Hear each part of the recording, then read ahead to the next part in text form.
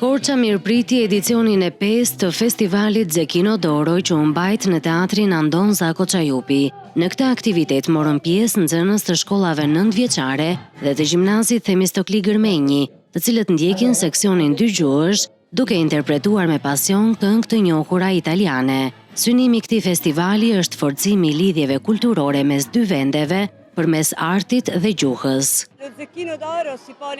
Zekino Doro vjen në një moment të rëndësishëm që lidhet me javën e gjuhës italiane në botë, e cila është një nga ngjarjet kryesore për përhapjen e gjuhës dhe kulturës italiane jashtë vendit, në këtë rast në Shqipëri.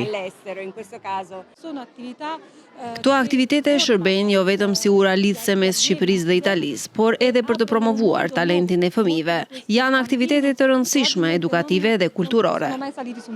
Fëmijët pjesëmarrës shprehen emocionet e tyre për këtë përvojë të veçantë që jo vetëm promovon talentin e tyre muzikor, por edhe dashurinë për gjuhën dhe kulturën italiane.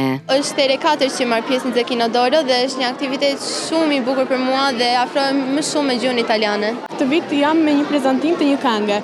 Më parë kam kënduar, por dhe gjithashtu edhe kam kërcyer. Jam shumë emocionuar dhe shumë e gëzuar që jam pjesë e këtij aktiviteti. Mendoj që ky aktivitet është një mundësi shumë e mirë për të afruar edhe nxënësit me gjuhën italiane.